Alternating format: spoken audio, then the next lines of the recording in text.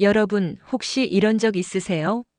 내가 정말 아끼는 가족이 어느 날 갑자기 전혀 낯선 사람처럼 차갑게 느껴지는 순간이요. 그날 저는 손자 다쳤다는 소식을 듣고 제 심장이 발끝까지 떨어지는 줄 알았어요. 한 걸음에 달려갔습니다. 아무리 늦은 밤이라도 아이 다쳤다는 말에 어떻게 제가 가만히 있을 수 있겠어요.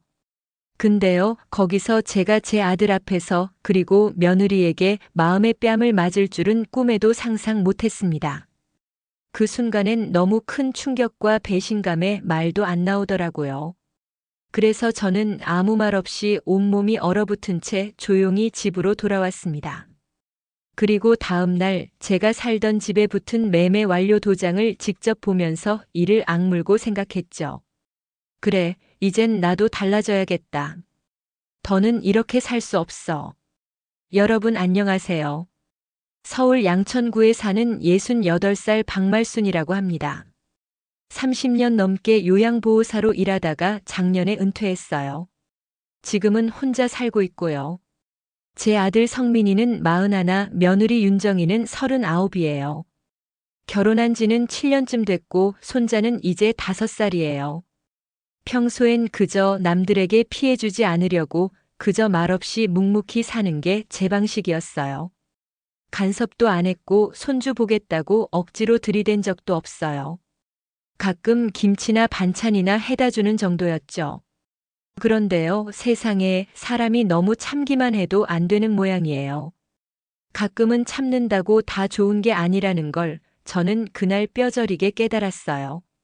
그날 밤 며느리의 가시 돋친 말과 행동이 어떤 결정을 불러왔고 그게 우리 가족에게 어떤 상상할 수 없는 변화를 만들었는지를 들려드리려고 해요. 혹시 지금 이 영상을 보고 계신 분들 중에도 제 이야기처럼 가슴 먹먹한 혹은 저보다 더 아픈 비슷한 일 겪으신 분 있으세요? 그리고 본격적인 사연 들으시기 전에 오른쪽 아래 구독 버튼 한번 눌러주시고요. 좋아요랑 알람 설정도 함께 해주시면 저에게 큰 응원이 됩니다. 성민이는 원래 말이 많은 아이는 아니었어요. 하지만 그 눈빛만 봐도 제 속마음을 다 헤아려 줄 만큼 묵직하고 속 깊은 아들이었죠. 어릴 적부터 사실상 혼자 크다시피 했어요. 남편 없이 제가 일하느라 늘 바빴고 학원도 스스로 알아서 다녔고 밥도 혼자 차려 먹던 날이 많았죠. 그런데도 제게 단 한 번도 투정 부린 적 없었어요. 엄마, 나중에 내가 엄마 편하게 해줄게. 그 말 한마디가 저한테는 세상 전부였고 제가 살아가는 이유였어요. 대학 졸업하고 대기업에 들어가더니 어느 날 여자친구를 데려왔어요. 회사 동기였다는 윤정이라는 아이였는데 처음 봤을 때는 똑 부러지고 말도 공손히 하더라고요. 어머님 부족하지만 잘 부탁드립니다. 그 말에 저도 괜히 마음 한구석이 놓이는 기분이었어요. 그래, 이제 내 아들도 좋은 짝을 만났구나. 괜찮은 친구구나 했죠. 결혼하고 1년 후 손자가 태어났고 그 아이 얼굴 보는 날이면 저는 비로소 살아있는 기분마저 들었어요. 하지만요. 윤정이는 점점 저를 아주 교묘하게, 그러나 분명하게 피하는 눈치였어요. 문자도 늘 형식적이고 전화하면 지금 좀 바빠요. 나중에요. 명절도 아이 핑계로 못 온다고 하고 김치라도 가져다 주겠다고 하면 대뜸 제 말을 자르며 이러는 거예요. 어머님, 요즘은 배달 음식도 많아요. 굳이 저희 집까지 오시지 않으셔도 돼요. 그 차가운 말에 제 심장이 순간 멈칫했지만 애써 괜찮다고 스스로를 다독이며 넘겼어요. 그래, 요즘은 다들 좀 거리 두며 살기도 하지 하고요. 그러다 며칠 전 일이었어요. 그날도 제가 일부러 찾아간 게 아니라 택배가 제 주소로 잘못 와서 전달만 하러 간 거였어요. 정말 우연이었죠. 현관문 열고 들어가는데 손자는 거실에서 서럽게 울고 있었고 윤정이는 소파에 앉아서 휴대폰을 보고 있더라고요. 그런데 손주 이마에 보기만 해도 아플 것 같은 시퍼런 멍이 올라와 있었어요. 기가 막히고 놀란 마음에 아이를 안고 물었죠. 윤정아, 이건 뭐야? 애가 어디 부딪힌 거야?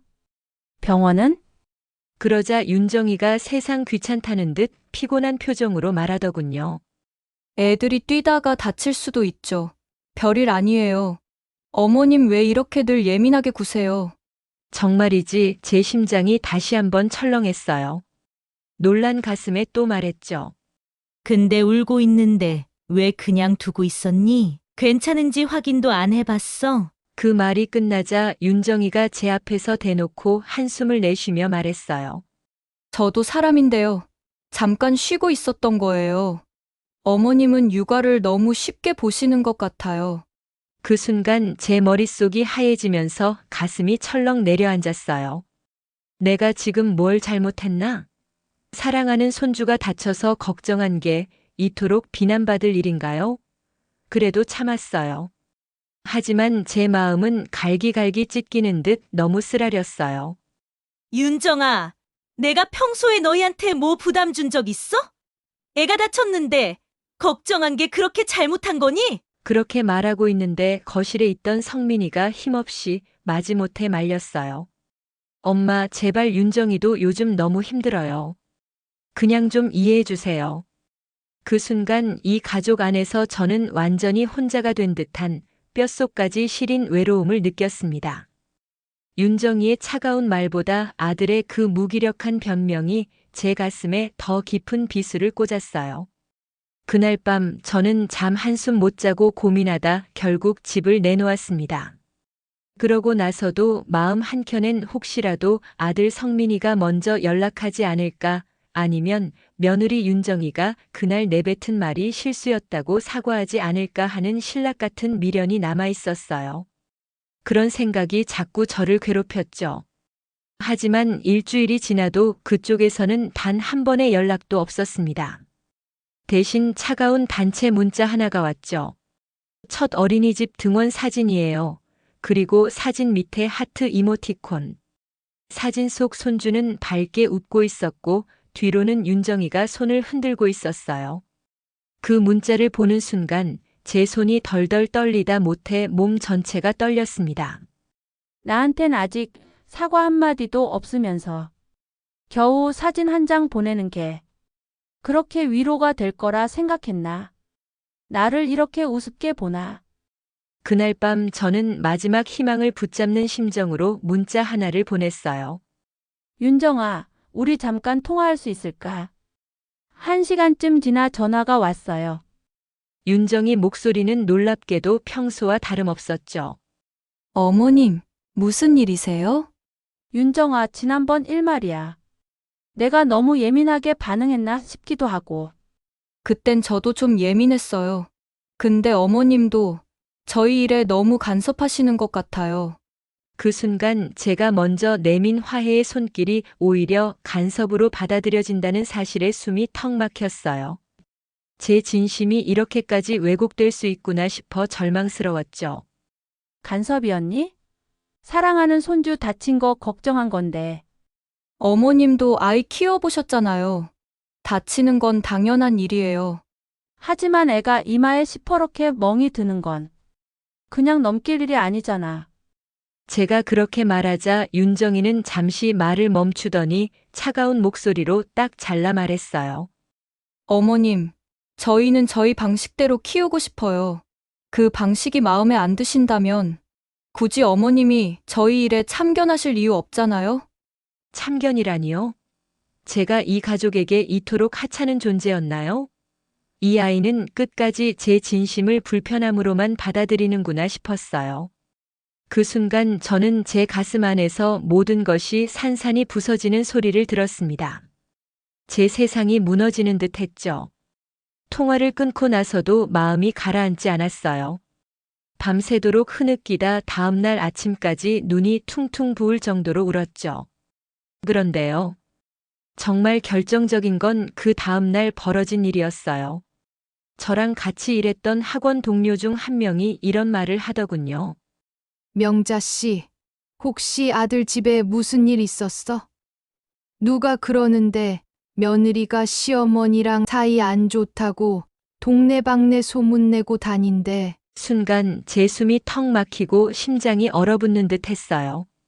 그 말은 분명 어딘가에서 내가 불편한 시어머니로 공공연히 그리고 악의적으로 회자되고 있다는 뜻이잖아요. 전 정말 아무에게도 말한 적 없어요. 그날 무슨 일이 있었는지도 내가 얼마나 상처받았는지도요. 그런데 그렇게 얘기하고 다녔다는 건 그 아이 입장에선 나라는 존재가 자신의 무책임을 덮기 위한 핑계에 불과했다는 거잖아요. 내가 불편한 건 어머님 때문이었어요. 이렇게 저를 악인으로 만들고 다닌 걸까요? 정말로 그날 밤 저는 이를 갈며 결심했어요. 이 가족과는 더 이상 단 한 발짝도 같이 갈 수 없다.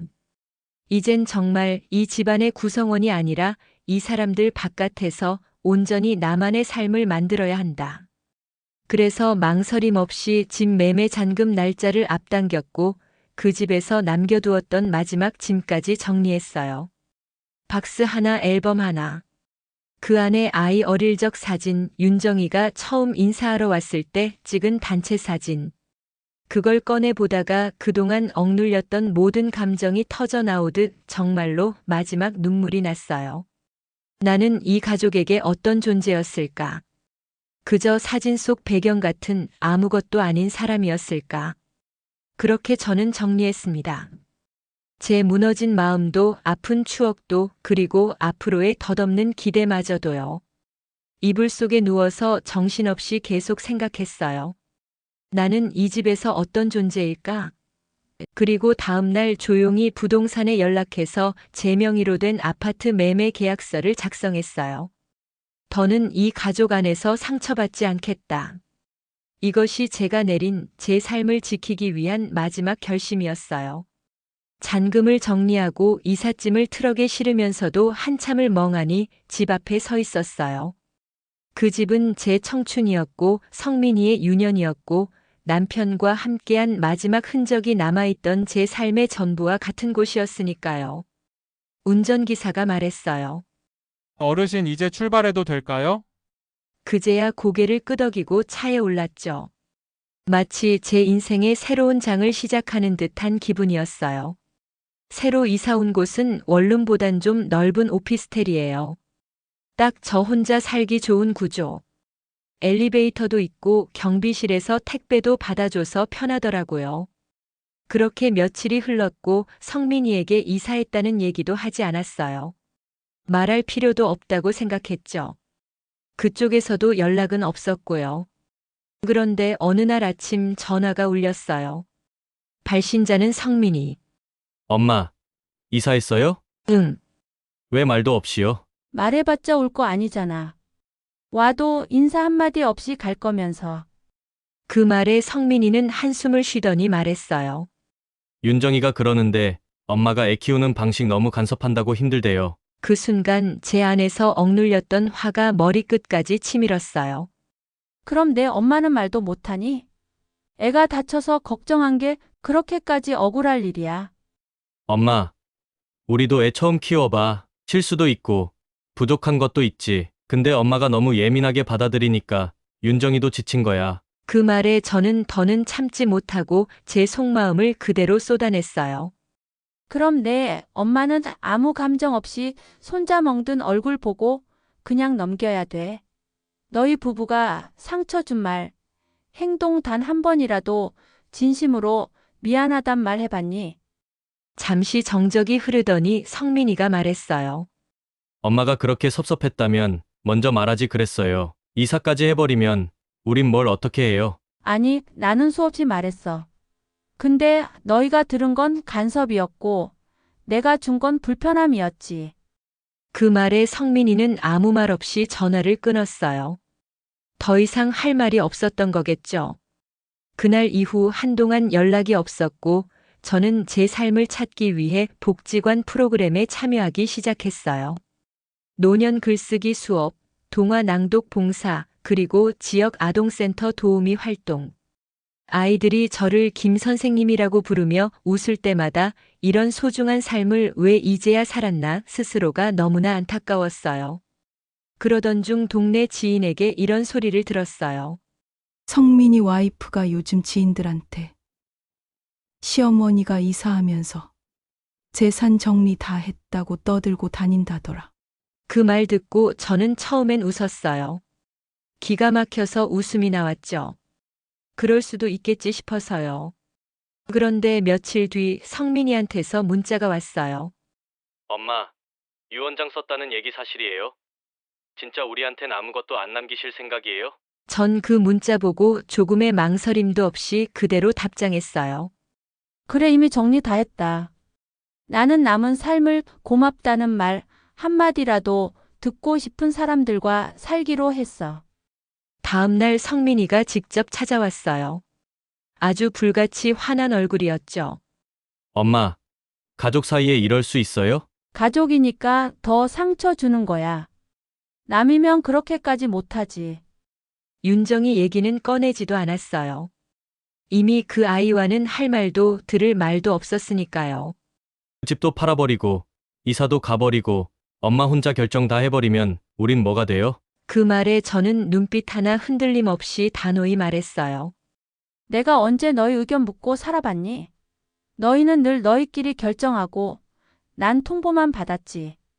엄마, 우리가 언제 그렇게까지 했다고. 그래. 멍든 애 사진 보고도 아무 말도 못한 게 한 내들이 지금 와서 이런 얘기를 할 자격이나 있니? 그 말에 성민이 입을 다물었어요. 아무 말도 못하고 고개를 떨궜죠. 너희는 내 방식대로 살아. 나도 이제 내 방식대로 살 거야. 그리고 미리 말해두지만 상속이든 뭐든 난 내 남은 삶에 나를 진심으로 챙겨줄 사람에게 남길 거야. 그렇게 말하고 망설임 없이 방문을 닫았어요. 성민이는 한참을 문 앞에 서 있다가 돌아갔고 그 후로는 정말 제 인생에서 완벽하게 사라진 듯 아무 연락도 없었어요. 놀랍게도 그게 오히려 저에게는 평화로웠습니다. 처음으로 진짜 제 인생을 제 뜻대로 사는 것 같았거든요. 나를 위한 삶, 후회 없는 선택. 이제는요. 전화기 알림이 울리지 않는 하루가 오히려 제게 더 큰 평안함을 줍니다. 처음엔 허전했죠. 그 아이가 언제든 다시 찾아올까 내심 기다렸던 것도 사실이에요. 하지만 이제는 그 아이가 오지 않기를 간절히 바라요. 왜냐하면 지금의 이 고요함과 평온함이 제게 너무나 소중하거든요. 아침마다 복지관에서 만나는 친구들과 인사를 나누고 주말이면 아이들 책 읽어주는 봉사를 해요. 어느 날엔 이런 말도 들었죠. 김 선생님 덕분에 저희 아이가 책을 좋아하게 됐어요. 그 말에 얼마나 제 마음이 따뜻해지고 가슴이 벅차올랐는지 몰라요. 누군가에게 진정으로 필요한 존재라는 감각. 그게 이렇게 사람을 다시 살아가게 하는구나 싶더라고요. 예전엔 손주가 처음 걸음마 뗐다고 들었을 땐 그 순간 내가 옆에 없구나 싶어 가슴이 미어지는 듯 철렁했는데 지금은 SNS 사진 한 장 보고도 그저 잘 크는구나 하고 덤덤하게 넘겨요. 그게 마음이 식어서가 아니에요. 정말이지 더 이상 미련이나 후회가 남지 않아서 그래요. 그냥 기대를 내려놓은 거예요. 이젠 제가 더는 그 집의 누군가가 아니란 걸 완전히 받아들였어요.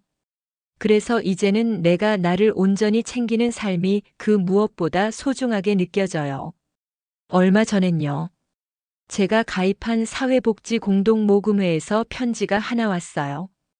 기부해주신 유산은 아동복지시설 아이들에게 꼭 필요한 자원으로 사용하겠습니다. 다시 한번 진심으로 감사드립니다. 그 편지를 들고 한참을 눈물 어린 시선으로 들여다봤어요. 그래, 내가 살았던 시간이 단 한 명에게라도 도움이 됐다면 그걸로 충분하지. 요즘은요. 지인들이 가끔 이런 말도 해요.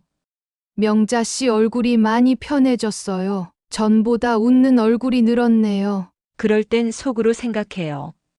이것 봐, 내가 드디어 내 인생을 되찾은 표정이겠지. 이 영상을 보고 계신 분들 중에도 혹시 저처럼 자식에게 상처받고 결국 마음의 문을 닫아버리신 분 계시다면 부디 용기 내어 꼭 이 말을 전하고 싶어요. 자식이 전부는 아니에요. 여러분의 인생은 온전히 여러분의 것이에요. 그동안 부모라는 이름으로 시부모라는 자리로 얼마나 많은 것을 참고 또 참으며 살아오셨나요? 이제는요. 더 이상 망설이지 말고 조금쯤 나를 위한 이기심도 필요해요. 아무도 알아주지 않는 희생은 어느 순간 자신만 망가뜨리고 무너뜨리는 날카로운 칼날이 되더라고요. 나를 챙기는 게 나쁜 게 아니라 내 소중한 삶을 지키는 가장 중요한 일이라는 것을 이제서야 비로소 배웠어요. 그리고 그걸 깨달은 지금 저는 더 이상 외롭지 않아요. 아니, 오히려 더 충만하고 행복합니다. 혹시 여러분도 누군가의 말 한마디에 지치고 상처받아 힘들어하고 있다면 오늘 이 영상이 작은 위로가 되고 희망이 되기를 간절히 바랄게요. 여러분의 생각도 댓글로 나눠주세요. 당신의 이야기가 또 다른 누군가에겐 정말 큰 힘이 될 수 있어요. 그리고 구독과 좋아요, 알람 설정까지 잊지 말아주세요. 저처럼 마음에 응어리진 이야기들이 있다면 앞으로도 함께 나누고 위로받는 시간이 되셨길 바랍니다.